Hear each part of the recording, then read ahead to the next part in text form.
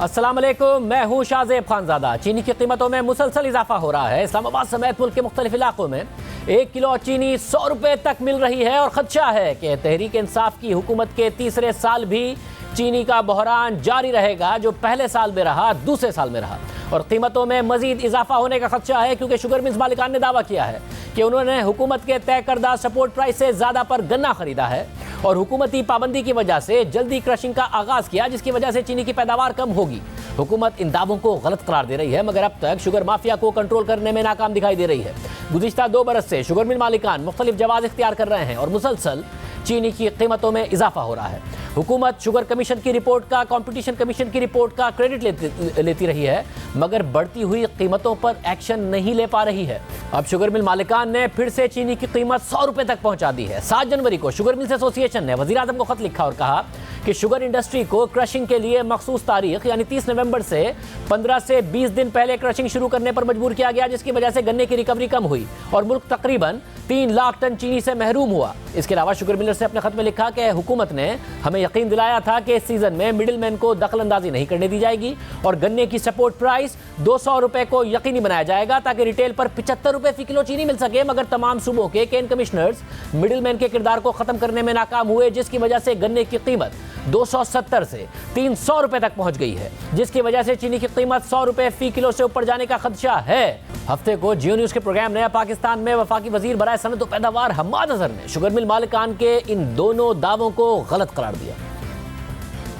Total 15 नवंबर से 30 दिसंबर, जिसमें ये कह रही हैं कि कोई 1% रिकवरी कम हुई है। आज ही केन कमिश्नर पंजाब से डेटा लिया है, 3,50,000 टन के करीब 15 नवंबर से 30 दिसंबर तक प्रोडक्शन जो है वो पंजाब की शुगर मिलों में हुई है और उसके अंदर से तो 3 लाख टन नहीं ना कम हो सकता। अच्छा, दूसरी बात ये है कि हमने खुद भी उस वक्त क्रशिंग शुरू हुई थी तो उससे चंद हफ्ते पहले हमने खुद पंजाब के मुख्तलिफ अजला में सरकारी लैब्स के अंदर शुगर केन के हमने कराए थे, टेस्ट कराए थे रिकवरी के, और बड़ी हेल्दी रिकवरी जो थी वो उस वक्त हमें उस टाइम के हवाले से बड़ी अच्छी रिकवरी जो थी वो हमें रिपोर्ट हो रही थी और वो तमाम रिकॉर्ड जो है वो पंजाब हुकूमत के पास मौजूद है।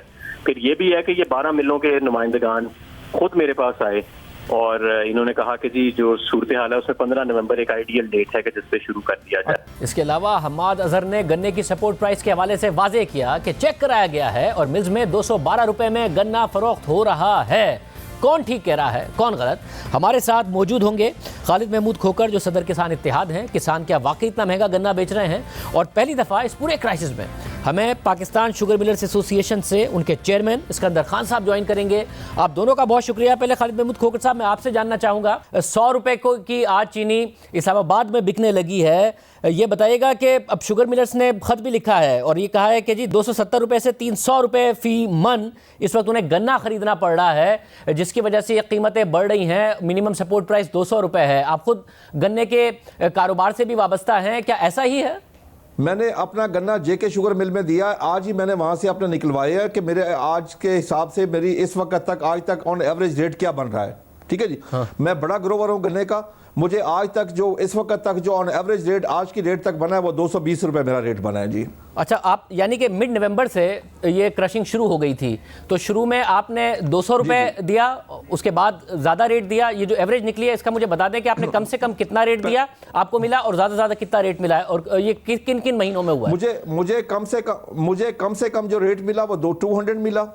अच्छा, मैंने काफ़ी अर्सा 200 पे दिया, फिर उसको 205 किया गया, फिर 10 किया गया, फिर 15, फिर 20, फिर 25, वो 240 तक मुझे लास्ट रेट जो मुझे मिला है जी। ये रेट कोई 15 दिसंबर के बाद ऊपर गया रेट जी। यानी कि एक महीने तक 200 रुपए का रेट रहा है। 15 नवंबर से 15 दिसंबर तक 200 रुपए का रेट रहा है। मुझे 200 रुपये रेट मिलता रहा है और अगर किसी ने चेक करना हो, टेस्ट करना हो, जेके शुगर मिल पे मेरे अपने नाम पे गया, आज की डेट तक मुझे जो ऑन एवरेज रेट मिला है वो 220 रुपए। मैंने अपना चेक किया कि मुझे क्या रेट मिला है, वो 220 रुपए बनता है ऑन एवरेज मुझे। एक और जो बात शुगर मिलर्स की तरफ से कही जा रही है वो ये कि जी हुकूमत ने वादा किया था कि मिडिल मैन नहीं होगा, उस मिडिल मैन की वजह से इस वक्त हमें महंगा गन्ना खरीदना पड़ रहा है। आपने तो डायरेक्ट मिल को बेचा है, क्या ऐसा है कि जो मिडिल मैन है वो एक्टिव हो गया? क्योंकि हमाद अजहर साहब ने कहा कि जी ये जो मिडिल मैन और आड़ती होते हैं ये भी शुगर मिलर्स के अपने होते हैं। क्या ये मिडिल मैन किसान से खरीद के शुगर मिलर्स को महंगा बेच रहा है? देखिए मैं आपको अर्ज कैसे मुमकिन है कि काश्तकार को कम दे और मिल वाले से ज्यादा पैसे ले? ऐसा मुमकिन ही नहीं है। मिल वाले कंडा मिल वाले लगाते हैं, मिल के इजाजत के बगैर तो कोई कंडा लगा ही नहीं सकता। केन कमीशन से इजाजत लेते हैं और जब तक मिल उसको एनओसी नहीं, कंडा नहीं लग सकता उस वक्त तक, मुमकिन नहीं है।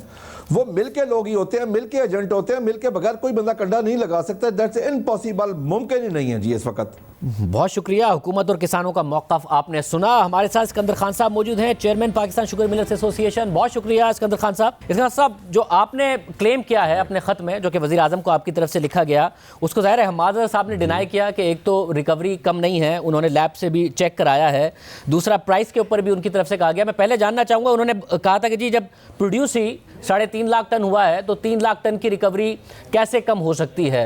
किसान इत्तेहाद की तरफ से भी यही बात की गई है कि ये नामुमकिन है। आप ये बताइएगा कि कितनी प्रोडक्शन हुई है, एग्जैक्ट नंबर बताइएगा उन 15 दिनों में जिसकी वजह से रिकवरी कम हुई है? गन्ने की रिकवरी महीनों के साथ आहिस्ता आहिस्ता बढ़ती है। ये 3 लाख की शॉर्टेज जो हम एस्टिमेट कर रहे हैं, हो सकता है ये इससे कहीं ज़्यादा भी हो। ये 15 दिन की प्रोडक्शन नहीं है, ये 15 दिन पहले मिल चलाने की वजह से ये शॉर्टेज आएगी। और आप देख लेंगे जब ये एंड में कैलकुलेशन होगी तो इस वक्त 3 लाख टन कम से कम चीनी कम बनेगी, क्योंकि गन्ना मैच्योर नहीं था। इसका क्या क्राइटेरिया है? जब गवर्नमेंट कह रही है हमने लैब से टेस्ट कराया रिकवरी ठीक है, तो आपका क्या क्राइटेरिया है कि जी रिकवरी कम है? जी पता नहीं उन्होंने किस वैरायटी की लैब से चेकिंग कराई है जिसके अंदर इनको रिकवरी अच्छी मिली है। रिकवरी ग्रेजुअली जाती, जिसको भी शुगर सेक्टर का पता है, इवन किसानों को, आज आप रिकवरी से गन्ने की प्राइस लिंक कर दे तो कोई नहीं कहेगा कि ये नवंबर में मिल चले, सब कहेंगे ये दिसंबर के अंदर चले। Recovery is sugar. और मैं आपको आज एस्टिमेट देता हूँ 0.25 से 0.30 ओवरऑल रिकवरी इस मुल्क के अंदर जल्दी शुरू होने की वजह से कम होगी, विच ट्रांसफॉर्म इनटू अप्रॉक्सीमेटली 300,000 टन। क्योंकि गवर्नमेंट की अब इस वक्त हमारे पास कोई एस्टिमेट नहीं है कितनी चीनी बनेगी, क्योंकि हम इसका कोई रिकॉर्ड नहीं रखते। मगर क्योंकि आप चीनी की कीमतों को इस बात से मुंसलिक कर रहे हैं, ये आपने अब ख़त लिखा है, मगर 19 नवंबर को आपने हमाद अजहर साहब को ख़त लिखा और उसमें कहा कि जी काश्तकार जो है वो 200 रुपये चीनी पर गन्ना देने को तैयार नहीं है, जिसकी वजह से इस वक्त गन्ने की सप्लाई में बहुत ज़्यादा शॉर्टेज है और वो अपनी हार्वेस्टिंग करने को तैयार नहीं है। तो शुगर मिल्स को शॉर्टेज का सामना है। तो आपको तो गन्ना मिल ही नहीं रहा था और आप कह रहे थे कि एक हफ्ते में हमें इस वक्त अपनी मिलें शट डाउन करनी पड़ जाएंगी। तो आप 19 नवंबर को लिख रहे हैं, तो आप तो उस वक्त कह रहे हैं कि टाइम पर क्रशिंग उस तरीके से हो ही नहीं पा रही है क्योंकि गन्ना आपको मिल ही नहीं रहा है। नहीं जी, गन्ना मिलना शुरू हुआ, उसके बाद यह हुकूमत ने एक प्लान बनाया था कि कोई मिडिल मैन नहीं होगा और चेक के थ्रू पेमेंट होगी, जिसको हमने बिल्कुल वेलकम किया था। हुआ ये कि जब किसानों के अकाउंट्स नहीं थे, चेक के थ्रू पेमेंट नहीं होनी थी, मिडिल मैन बीच में आ गया और मिडिल मैन ने गन्ना ख़रीदना शुरू किया। उसके बाद जो स्पाइरल चला है प्राइस हाइक का, वो स्पाइरल अभी तक मेंटेन है। इस वक्त गन्ने की जो कीमत अदा की जा रही है वो 260 से 300 के करीब अदा की जा रही है। और गन्ने मैं कीमत पर आ रहा हूँ, मगर ये मिडिल मैन कब आया है? आप 19 नवंबर को खत लिख रहे हैं कि काश्तकार अपनी हार्वेस्टिंग करने को तैयार नहीं है और उसके बाद 3 दिसंबर को डॉन में खबर छाया हो रही है जिसमें आप गवर्नमेंट की तारीफ कर रहे हैं कि उसने 200 रुपये पर मन पर अर्ली जो क्रशिंग शुरू कराई है वो एक एहसन इकदाम है। आप गवर्नमेंट की तारीफ कर रहे हैं और जो मिडिल मैन ख़त्म कराया है उस पर भी तारीफ कर रहे हैं। 19 नवंबर को खत लिख रहे हैं, 3 दिसंबर को आप हुकूमत की तारीफ कर रहे हैं। बिल्कुल, मैं अभी भी तारीफ़ करूंगा। हुकूमत का इकदाम अच्छा था मिडिल मैन ख़त्म करने के लिए, लेकिन वो हुआ नहीं। और जब हुकूमत की मैं तारीफ़ करता हूँ, जी हुकूमत और हम कोई दुश्मन नहीं आपस में। इमरान खान साहब सस्ती चीनी चाहते हैं, हम भी सस्ती चीनी चाहते हैं। आप देखिए जब क्रशिंग शुरू हुई 200-210 का गन्ना था। इनिशियली प्राइम मिनिस्टर साहब ने सबको मुबारकबाद दी कि चीनी की कीमत रिटेल में 75 से 80 रुपीज़ पे आ गई। जब ये सूरत हाल हुई, इसके बाद मिडिल मैन आया, उसने देखा कि हम इस मौके का फ़ायदा उठाएंगे क्योंकि किसान के पास चेक नहीं है, बैंक अकाउंट्स नहीं है, और उन्होंने वहाँ पे गन्ना लेना शुरू किया और कीमत बढ़ती गई। आप देखिए 1-2 हफ्ते के अंदर ही ये कीमत बढ़ी है। मगर इसकी क्या एविडेंस है? हमारे साथ अभी खोकर साहब मौजूद थे, उन्होंने कहा जी मैं JW को शुगर बेचता रहा हूं, शुगर केन 200 रुपए से मैंने शुरू किया था, 240 मेरा हाईएस्ट रेट था, 220 की मेरी एवरेज है और कोई मिडिल मैन नहीं है। केन कमिश्नर्स ने जो कंडा अप्रूव किया हुआ है वो शुगर मिलर्स के अपने होते हैं, कोई मिडिल मैन नहीं है। शुगर मिलर्स खुद ये काम कर रहे हैं, हमाजर साहब कह रहे हैं कोई मिडिल मैन नहीं है, होते हैं तो वो शुगर मिलर्स के अपने होते हैं। कौन सा है? किसान तो कह रहा है कि जी हम मिल्स को बेच रहे हैं डायरेक्ट और 220 की एवरेज पर बेच रहे हैं। देखिए कुछ लोग ज़रूर बेचे हैं। खालिद खोकर साहब बड़े अच्छे इंसान हैं, वो मिडिल मैन को नहीं बेचते, वो मिल को बेच रहे हैं। लेकिन अमूमन मिडिल मैन को जा रहा है, जिसकी वजह से गन्ने की कीमत ऊपर हुई है। जैसे आप कहते हैं क्या एविडेंस है ये, इस वक्त भी जो गन्ने की पेमेंट हो रही है वो CPR का स्क्रॉल बनता है और पेमेंट जाती है बैंक में और सारे काश्तकारों को पेमेंट्स बैंक के थ्रू मिल रही है। आप किसी बैंक से पूछ ले 260, 270, 200, अब तो 300 पे चले गई। भाई हमाजर साहब ने कहा कि आपके जो फैक्ट्री के गेट पर इस वक्त कीमत है वो 212 रुपए है, काश्तकार कह रहे हैं कि 220 रुपए की एवरेज का मैंने को बेचा है। आप इस वक्त 100 रुपए की कीमत ले गए हैं और उसकी वजह बता रहे हैं वजीर आजम को खत लिख के कि एक तो रिकवरी कम हो गई, हालांकि 3 दिसंबर को आप तारीफ कर रहे थे अर्ली क्रशिंग की, दूसरा आप कह रहे हैं कि जी 270 से 300 रुपए का गन्ना हो गया। देखिए मैं अर्ली क्रशिंग, क्योंकि इस मुल्क में चीनी की शॉर्टेज थी और जिस तरह से आप कह रहे हैं, हमारे अजहर साहब इन लोगों ने हमें बताया कि इस वक्त गन्ने की रिकवरी सही है, हमने उसी पे एतमाद करते हुए मिलें चलाई। और लेकिन जब रियलिटी के अंदर सिचुएशन आई तो वो रियलिटी बिल्कुल मुख्तलिफ थी। इनको हमाद अजहर साहब बहुत सिंसियरली चाहती है चीनी की कीमत कम हो, लेकिन जब उनके पास इंफॉर्मेशन ही गलत जाएगी तो उसके हिसाब से वो फैसले करेंगे और वो गलत फैसले होंगे। हमाद अजहर साहब को इंफॉर्मेशन की चीनी, जैसा हमाद अजहर साहब को अब जो इंफॉर्मेशन मिल रही है वो डायरेक्ट गवर्नमेंट से ले रहे हैं, डायरेक्ट लैब से ले रहे हैं, डायरेक्ट फैक्ट्री से भी डेटा कलेक्ट कर रहे हैं। जो उनको आज तक इंफॉर्मेशन गलत दी है वो मई के एडवाइजरी बोर्ड के इजलास में आप लोगों ने दी थी, जो अपना स्टॉक बताया था कि हमारे पास पूरे सीजन का स्टॉक मौजूद है, और उसके बाद वो कीमतें 110 रुपए पर चली गई, जिसकी वजह से हुकूमत ने देर से इंपोर्ट की बकौल उनके। जो गलत इंफॉर्मेशन देते हैं वो आप लोग देते हैं। नहीं बताया था। देखिए प्लीज 2010 में कंपटीशन कमीशन ऑफ पाकिस्तान ने हमें मना कर दिया था कंपाइलिंग ऑफ फिगर्स। उसके बाद से जो इस वक्त भी एडवाइजरी बोर्ड की फिगर है कि 1.7 मिलियन टन चीनी बनी है, एक्सपेक्टेड प्रोडक्शन 5.5 मिलियन टन है और 5.8 मिलियन टन आपकी कंजप्शन है। ये एडवाइजरी बोर्ड हुकूमत की मीटिंग में, जहाँ तक आप रिकवरी की बात करते हैं, हर मिल की लैब है, आप हुकूमत जाए उस लैब का मुआवजा करे, उस लैब की रिपोर्ट्स ले, फील्ड में जाके रिपोर्ट ले।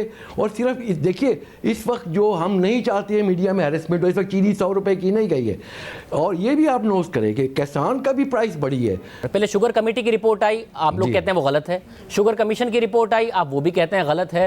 100 रुपए की चीनी की PBS का डेटा आप पिछला उठा के देख लें, जो जुमे को नंबर्स आए हैं 100 रुपए टच कर रहा है, तो मीडिया पता नहीं कहां से गलत रिपोर्ट कर रहा है। 110 रुपए की चीनी बिकी है। और जो शुगर एडवाइजरी बोर्ड का आप इजलास कह रहे हैं, कॉम्पिटिशन कमीशन की आप रिपोर्ट उठा के देख लें, जिसमें नुक्ता नंबर 106 बता रहा है कि आप लोगों ने, और उससे पहले वो बता रहे हैं कि आप लोगों का जो व्हाट्सएप ग्रुप है उसकी चैट बता रहा है कि आप लोगों को पता था कि शुगर का इतना स्टॉक नहीं है। उसके बावजूद 11 मई 2020 को जब शुगर एडवाइजरी बोर्ड की मीटिंग होती है, आप लोग उसमें कहते हैं कि हाँ जी शुगर का स्टॉक इस सीजन के लिए काफ़ी है। हालांकि आप लोगों के व्हाट्सएप ग्रुप की चैट से पता चल रहा है कि आप लोगों को पता था, मगर आपने वहां पर यह कंफर्म किया इंपोर्ट में देर हुई, चीनी की कीमत 110 रुपए पर चली गई। आप नहीं कह रहे हैं, मगर इसी रिपोर्ट में मिस्टर जावेद कियानी जो सीनियर मेंबर है पाकिस्तान शुगर मिलर एसोसिएशन के, वो बता रहे हैं कि जी फिगर्स में फर्क इसलिए आया और हाई ऑफ टेक इसलिए अचानक आई कि रिपोर्टिंग में एक एरर हो गया था और जो साबका फिगर्स थी वो भी इस बात को तस्लीम कर रहे हैं। कंपटीशन कमीशन की रिपोर्ट है। नहीं, मैं देखिए कंपटीशन कमीशन की रिपोर्ट बिल्कुल ख्याली पकाओ है। ये जो 2 व्हाट्सएप आदमियों की बात के 3 आदमी कहीं कोई गुफ्तगू करते हैं तो आप कहते हैं कि सारी एसोसिएशन उसके लिए रिस्पॉन्सिबल है। नहीं, एसोसिएशन कभी नहीं चाहती है कि चीनी महंगी हो, क्योंकि चीनी और फिर एक और चीज़ है, चीनी सस्ती करनी है। सिर्फ से 2-4 आदमियों की बात नहीं है, सेल टैक्स हटा देना। जो बात शुगर कमेटी की रिपोर्ट ने कही, उसके बाद ये शुगर कमेटी की रिपोर्ट, ये जो कंपटीशन कमीशन की रिपोर्ट है 2-4 आदमियों की बात नहीं है। Secretary Pakistan sugar Miller association की तरफ से ईमेल गई है कि किस तरीके से यूटिलिटी स्टोर में जब आप लोग बिडिंग करते हैं उनके टेंडर में तो किस तरीके से कोल्यूड करते हैं और फिर रेट किस तरीके से दिए जाते हैं और मिल बैठकर खाया जाता है। ये शुगर कमेटी ने भी कहा था और ये ईमेल रिप्रोड्यूस करके कंपटीशन कमीशन अपनी रिपोर्ट में बता रहा है। सिकंदर साहब, नहीं, वो एक गलत ईमेल। देखिए, आप इस वक्त ब्लेम देना चाहते हैं कि जो प्राइस हाइक हो रही है उसके लिए शुगर एसोसिएशन रिस्पॉन्सिबल नहीं, इसमें हर एक का किरदार है। आप गन्ने की कीमत है, गवर्नमेंट का टैक्स है, और आप सोचें कि चीनी 70% इस्तेमाल सनत में होती है, तो आप इसको एसेंशियल मानते हैं तो इसके ऊपर सेल टैक्स क्यों है 12 रुपए का? वो 12 रुपए का तो एक आवाम की जेब से जाता है, आप इसके ऊपर से सेल टैक्स खत्म कर दे, क्योंकि इंडस्ट्री तो इसको इनपुट आउटपुट में एडजस्ट करती है। साहब, आप लोगों ने पहले भी जब चीनी की कीमतें बढ़ी तो जहांगीर तरीन साहब आए टीवी पर, उन्होंने कहा कि गवर्नमेंट के टैक्स की वजह से बढ़ी हैं, और फिर शुगर कमीशन की रिपोर्ट आई कि आप लोगों ने दिसंबर 2018 से जून 2019 तक चीनी की कीमत 51 रुपए से 63 रुपए कर दी, उसमें 12 रुपए का इजाफा कर दिया, और उस दौरान कोई नया टैक्स हुकूमत की तरफ से नहीं लगा था। जनाब, उस वक्त टैक्स कैसे नहीं लगा था? 8% से 17% टैक्स हो गया था। जून 2019 में जाके लगा, 17% जून 2019 में जाके लगा। आप उससे पहले 12 रुपए की कीमत में इजाफा कर चुके थे। नहीं, देखिए, मार्केट के अंदर प्लीज, जब भी आप सिचुएशंस को आप कंफ्यूज करते हैं, मार्केट में डिमांड एंड सप्लाई की जब आप बात करते हैं, एक्सपोर्ट की इजाज़त नहीं थी, पाकिस्तान में चीनी एक्यूमुलेट हो गई, चीनी की कीमत गिर गई, और उसके बाद काश्तकारों को भी तो नुकसान हुआ। किसानों से पूछे उनको गन्ने की क्या कीमत मिलती थी। जब पिछले सीजन में 75 रुपए पर कीमत गई, तब भी शुगर मिलर्स की तरफ से कहा गया कि जी किसानों को बेहतर कीमत मिल रही है। फिर 110 रुपए पर चीनी की कीमत चली गई। हालांकि अगर किसानों को एवरेज 200 से 210 रुपए भी चीनी की आपने शुगर केन की कीमत दी थी, तो कीमत 75 रुपए से ऊपर नहीं जानी चाहिए थी। आप इस खत में भी लिख रहे हैं कि 200 रुपए की होगी तो हम 75 रुपए की चीनी बेच सकते हैं। आप लोगों ने 110 रुपए तक की चीनी बेची है। पिछले ये जो 110 रुपए क्रशिंग शुरू होने से पहले थी, वो कौन सा नया टैक्स था या कौन सी गन्ने की कीमत बढ़ गई थी? उसके नहीं, जब आप मार्केट फोर्सेस को इंटरवीन करते हैं, आप डिमांड सप्लाई को मेंटेन नहीं रखने देते, आप छापे मारते हैं, आप गोडाउन पे चीनी पड़ी है छापे मारते हैं, दुकानों पे छापे मारते हैं, जिससे एक खौफ और हरास पैदा होता है, जिससे चीनी बाजार में ऑटोमेटिकली जब किसी चीज़ को आप कोशिश करते हैं क्रश करने की, वो चीज़ बढ़ती है। ये मिसमैनेजमेंट है हर तरफ से, और ये इल्ज़ाम दे रहा कि 52 रुपए की चीनी थी तो गन्ना कितने का था, डॉलर कितने का था? 2018 में गन्ना आप लोगों 2018 में गन्ना आप लोगों को 180 रुपए सपोर्ट प्राइस थी। उसके बावजूद 2018 के गन्ने की चीनी आप लोगों ने मार्केट में 70 से 75 रुपए तक की बेची, और जब आपको बरामद करने की इजाजत मिली उस पर आप पंजाब गवर्नमेंट से 2.5 अरब रुपए की सब्सिडी भी ले गए। हालांकि आप कह रहे हैं डॉलर कितने का था? जब 2018 में आप लोगों ने क्रशिंग की उस वक्त डॉलर 100 रुपए का था। 130 रुपए पर आप लोगों ने एक्सपोर्ट की, मगर उसके बावजूद 2.5 अरब रुपए की आप सब्सिडी ले गए, और वजीर आजम ने कहा कि उनको ब्लैकमेल करके आप लोगों ने सब्सिडी ली। नहीं, देखिए, एक तो सबको समझना चाहिए सब्सिडी दी क्यों जाती है। इसलिए दी जाती है कि गोडाउन्स भरे होते हैं, वो चीनी मुल्क से बाहर चले जाए ताकि गोडाउन खाली हो, बैंक के लोन पे हो जाए और काश्तकार को वो पैसे मिल सके। और ये जो सब्सिडी होती है ये कोई प्रॉफिट नहीं होता है। इस वक्त आज इंडिया पर केजी 13 सेंट की सब्सिडी दे रहा है, जो पाकिस्तानी 22 रुपए की सब्सिडी है। वर्ल्ड ट्रेड ऑर्गेनाइजेशन पे उसने उसके ऊपर केस किया हुआ है कि आप ये क्या कर रहे हैं। सब्सिडी को जो इस वक्त इस मुल्क में इंप्रेशन किया गया है कि सब्सिडी मुनाफा है जो मिल्क की जेब में आती है, नहीं, सब्सिडी वो डिफरेंस ऑफ प्राइस है between domestic price and international price. साहब, इस 2.5 अरब रुपए में मुझे बताइएगा, मुझे बताइए 2018 में 180 रुपए का आप लोगों ने गन्ना खरीदा, उसके बाद आप लोगों को जब बरामद की इजाजत मिली तो रुपया 100 रुपए से 130 रुपए पर जा चुका था, यानी 30% आप लोगों को वैसे ही मुनाफा ज्यादा मिलना था, जो कि शुगर कमीशन की रिपोर्ट में भी लिखा हुआ है। उसके बावजूद किसी और सूबे से नहीं, पंजाब से आप लोग 2.5 अरब रुपए की सब्सिडी ले गए, और शुगर कमेटी ने अपनी रिपोर्ट में लिखा कि जिनका सियासी असर उसूख था पंजाब हुकूमत पर, यानी बुजदार हुकूमत पर, वो सब्सिडी ले गए। 40% सब्सिडी खुसरो बख्तियार साहब के खानदान और जहांगीर तरीन साहब और तहरीक इंसाफ के रहनुमा ले गए। नहीं, देखिए ये भी उनके ऊपर इल्ज़ाम है। मैं वो मेरे कंपटीटर्स है जहांगीर तरीन साहब और खुसरो बख्तियार साहब, वो उन्होंने दुरुस्त फैसले थे। अगर उनके पास वाफिर चीनी थी उन्होंने एक्सपोर्ट किया, अगर मेरे पास चीनी नहीं थी मैं कैसे एक्सपोर्ट करता। जनाब आप चीज़ों को जब सब बरामद करते, सब्सिडी कैसे ले गए? 130-135 रुपए पर आप बरामद कर रहे थे, सब्सिडी ले गए आप लोग।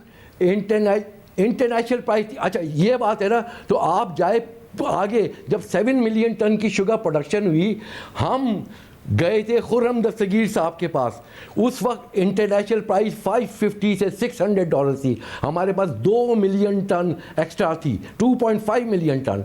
उस वक्त हमने हुकूमत से अखबारों में इश्तहार दिए, यही जावेद कियानी साहब ने इश्तहार दिए कि इस वक्त इंटरनेशनल मार्केट बहुत अच्छी है, हमारे को चीनी की एक्सपोर्ट की इजाज़त दी जाए, कोई सब्सिडी की ज़रूरत नहीं होगी और $1.2 बिलियन आपको मिल सकता है। उस वक्त इजाज़त नहीं दी गई इस पे कि आपकी शॉर्टेज हो जाएगी, जबकि मुल्क में चीनी वाफर मकदार में मौजूद थी। और फिर जब आपके पास एक्सपोर्ट सब्सिडी की आप बात करते, जब वही कीमत $550 से $300 पे आई, $330 पे आई, तो उस हुकूमत ने 20 अरब रुपए दे के वो एक्सपोर्ट किए। पीटीआई गवर्नमेंट ने तो 2.5 अरब की आप बात करते, और तहरीक इंसाफ की हुकूमत आई, और तहरीक इंसाफ की हुकूमत आई, उसने आपको एक्सपोर्ट की इजाजत दी, आप लोगों ने एक्सपोर्ट भी की, उस पर सब्सिडी भी ली और डोमेस्टिक मार्केट में उसी चीनी की कीमत 70 रुपए भी कर दी।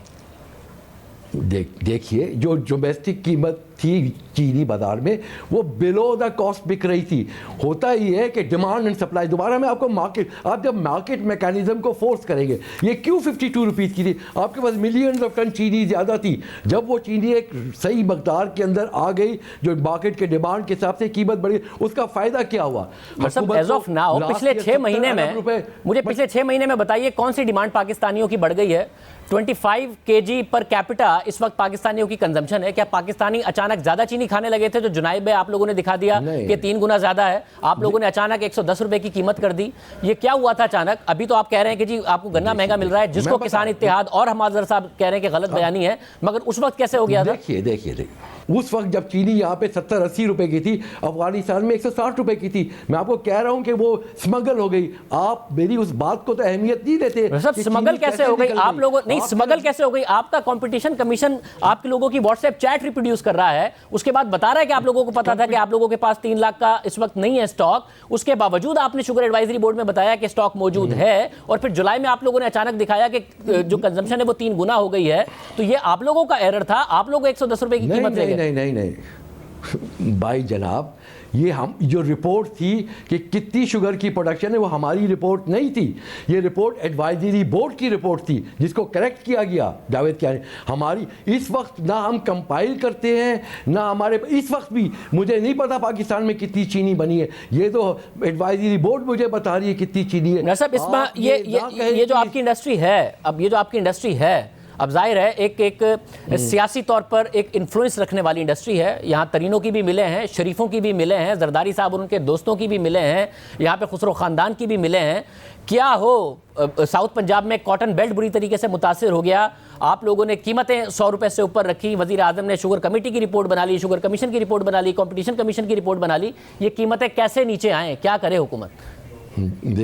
देखिए जब आप कहते हैं ना कॉटन बेल्ट कन्वर्ट हो गया, कॉटन बेल्ट कन्वर्ट हुआ क्योंकि सीड वहाँ पे नहीं मिला, इंटरनेशनल प्राइस कॉटन की गिर गई, कॉटन की कीमत को हुकूमत ने सपोर्ट प्राइस कॉटन की नहीं रखी है, और ये सारे का सारा शुगर केन में नहीं तब्दील हुआ। ये कॉटन की सपोर्ट प्राइस, सिकंदर खान साहब, तो कॉटन की सपोर्ट, मगर मैं सिर्फ एक बात ऐड कर दूं, कॉटन की सपोर्ट प्राइस नहीं है और शुगर केन की इस मुल्क में सपोर्ट प्राइस है, जो यही बताता है कि इस मुल्क में कितना बड़ा सियासी असर व रसूख रखने वाला यह सेक्टर है कि पूरे साउथ पंजाब के बेल्ट पर कॉटन वाइप आउट होती रही, उसके अंदर इन्वेस्टमेंट नहीं हुई, उसके लिए बेहतर बीज में इन्वेस्टमेंट नहीं हुई, मगर गन्ना रिप्लेस होता रहा, वहां पर मिलें लगती रही, क्योंकि इतना सियासी असर व रसूख रखता है ये सेक्टर।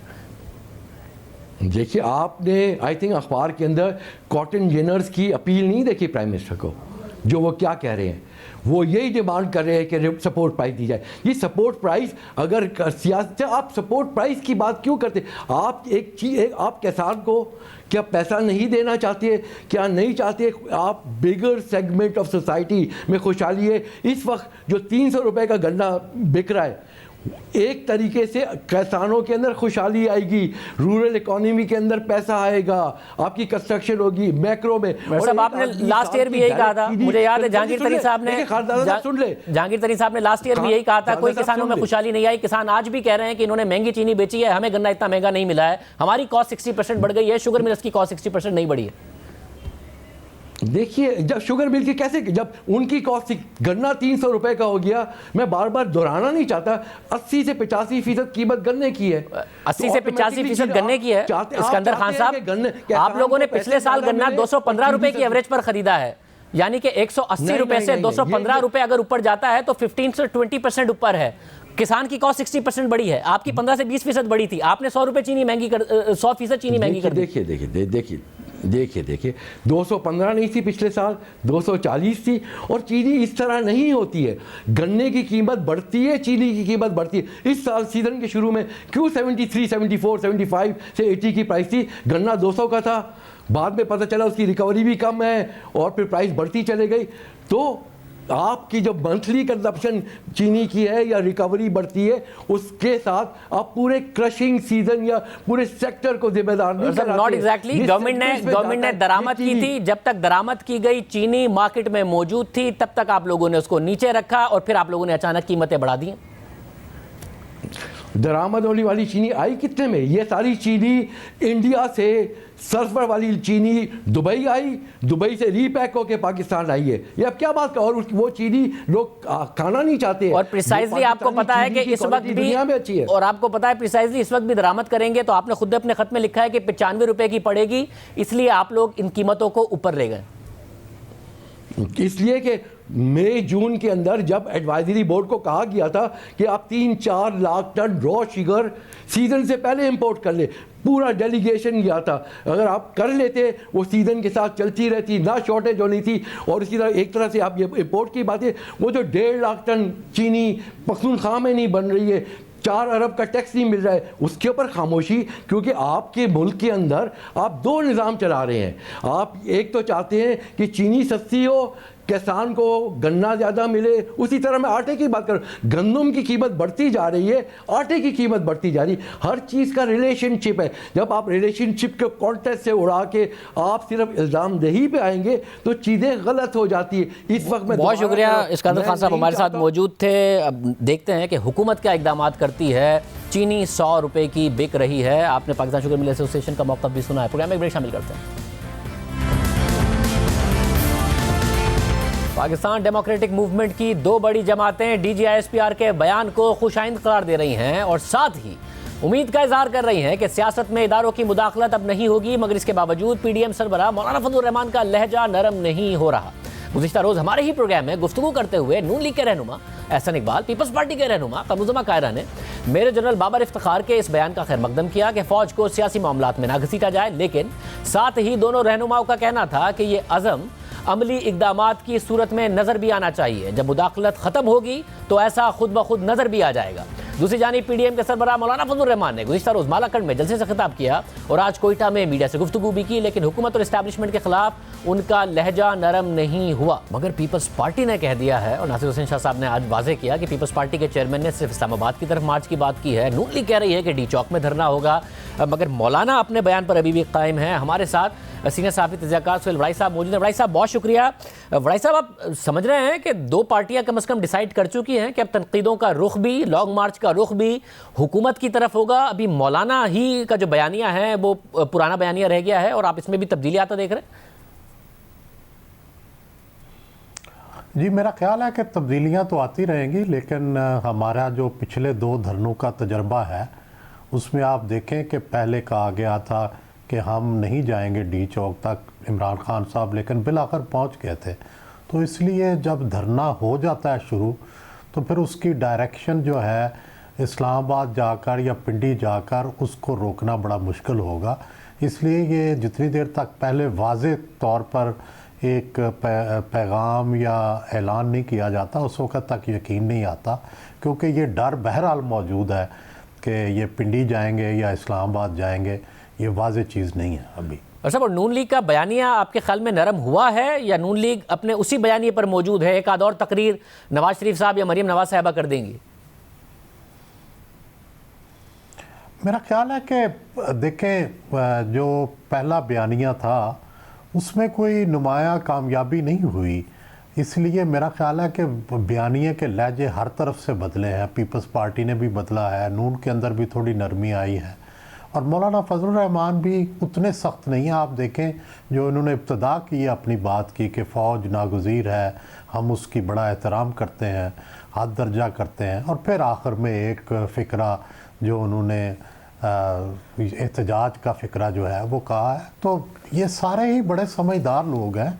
100 साल तो इनकी सबकी तजर्बा है, इनकी अगर सियासी जमातों का सारा तजर्बा मिलाया जाए तो ये 100 साल से ज़्यादा पुराने लोग हैं। तो मेरा ख्याल है कि ये कोई भी चीज़ जो है बिला सोचे समझे नहीं करेंगे। पहले भी इन्होंने जो उजलत में इक़दामात किए और जिसका ख़ासकर लाहौर का जलसा जो भर नहीं सका, उसका ज़ाहिर नुकसान हुआ इन्हें। अब मेरा ख्याल है कि अब इन्हें चाहिए कि अब कोई भी ऐसा इक़दाम ना करें जिससे फिर इन्हें पीछे को जाना पड़े।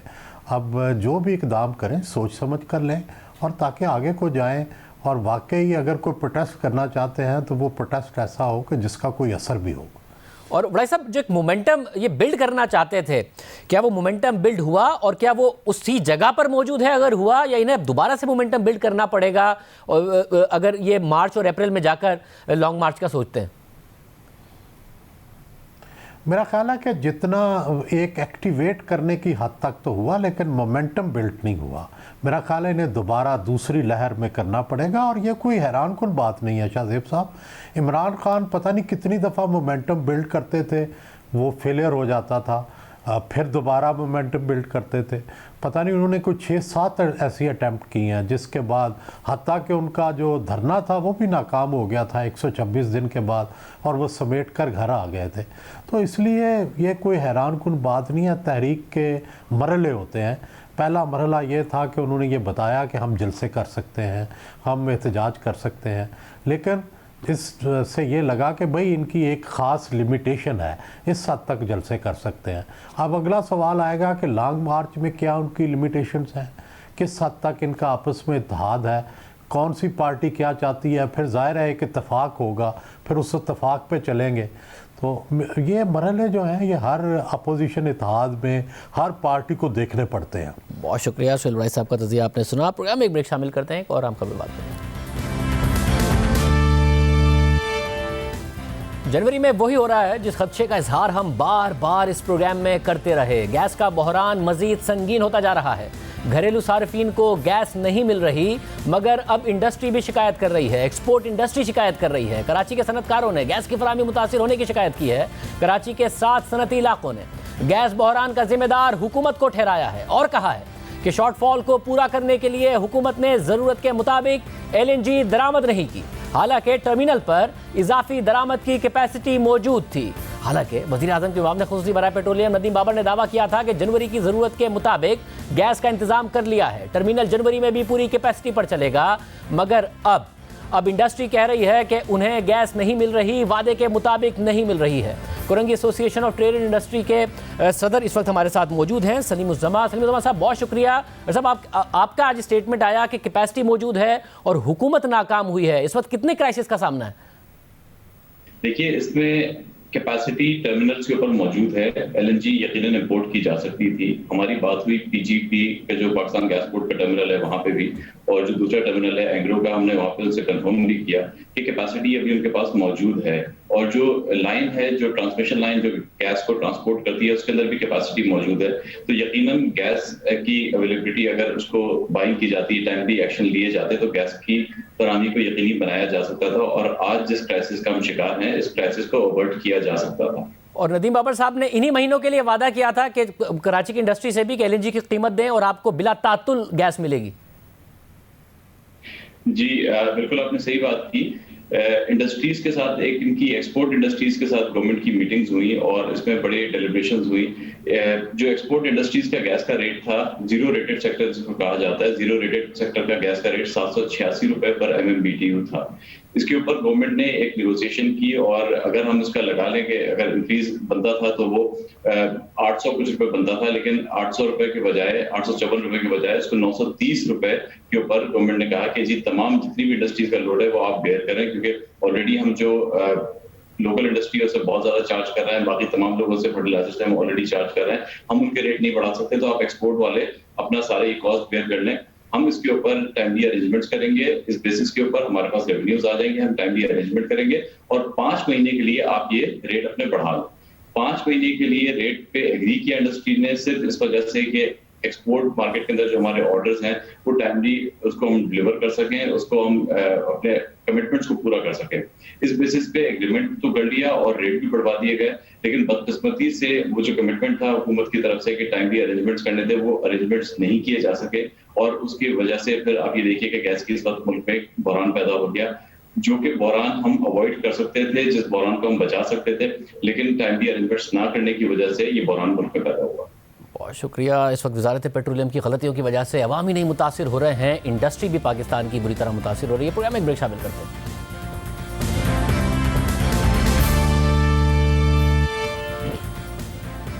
हुकूमत अब तक हफ्ते की रात होने वाले मुल्क गिर बिजली के ब्रेकडाउन की वजह अवाम के सामने नहीं रख सकी है, मगर अब खबर सामने आई है कि गुड्डू पावर प्लांट के अमले की मुबैना गफलत की वजह से मुल्क भर में बिजली का ब्रेकडाउन हुआ है। जियो न्यूज़ के जराये के मुताबिक 9 जनवरी को गुड्डू पावर प्लांट के स्विच यार्ड में लगे एक ब्रेकर की मेंटेनेंस का काम चल रहा था और इस दौरान सर्किट ब्रेकर की अर्थिंग की गई थी। दिन में काम करने वाला अमला सर्किट ब्रेकर को बंद किए बगैर ही चला गया, जबकि रात की शिफ्ट में काम करने वाले अमले ने अर्थिंग खत्म किए बगैर ही सर्किट ब्रेकर को बंद कर दिया, जिससे गुड्डू पावर प्लांट बैठ गया और प्लांट से निकलने वाली तमाम ट्रांसमिशन लाइनें भी ट्रिप कर गईं। जराये के मुताबिक गुड्डू पावर प्लांट के ब्रेकर की मेंटेनेंस के लिए नेशनल पावर कंट्रोल सेंटर की मंजूरी जरूरी थी, मगर ये मंजूरी हासिल नहीं की गई थी। गफलत बरतने पर पावर प्लांट के 7 मुलाजमीन को मुअत्तल किया गया है, मगर अभी तक ये बात सामने नहीं आई कि सिस्टम ने काम क्यों नहीं किया और एक फॉल्ट की वजह से पूरे मुल्क का सिस्टम कैसे एक साथ बैठ गया। दूसरी जानिब नेपरा भी इस मामले का नोटिस ले चुका है, तहकीकात कर रहा है। देखते हैं कि नेपरा की रिपोर्ट में इस हवाले से क्या हक़ाइक़ सामने आते हैं, पावर मिनिस्ट्री इस हवाले से क्या तफसीली हक़ाइक़ अवाम के सामने रखती है। इसके अलावा आज एक और पेशरफ सामने आई है। वज़ीर आज़म से मामले खुसूसी बराए तवानाई ताबिश गौहर की मुलाकात हुई। जियो न्यूज़ के ज़राए के मुताबिक वज़ीर आज़म ने ताबिश गौहर का इस्तीफ़ा मंजूर करने से इनकार कर दिया, उन्हें काम जारी रखने की हिदायत की, साथ ही यकीन दहानी कराई कि उनके तहफ़्फ़ुज़ात को दूर किया जाएगा और पावर सेक्टर में मौजूद माफियाज के खिलाफ ज़रूर कार्रवाई की जाएगी। उम्मीद करते हैं कि पावर सेक्टर के मसाइल कम करने में ताबिश गौहर किरदार अदा करेंगे। वज़ीर आज़म खुद कह चुके हैं कि यह सेक्टर उन्हें अक्सर रात में सोने नहीं देता। ये एतराफ़ भी कर चुके हैं कि उन्हें माजी में गलत अदाद-ओ-शुमार दिए गए, अभी भी पावर सेक्टर की तरफ से गलत अदाद-ओ-शुमार देने का सिलसिला जारी है। इजाज़त दीजिए, अल्लाह हाफ़िज़।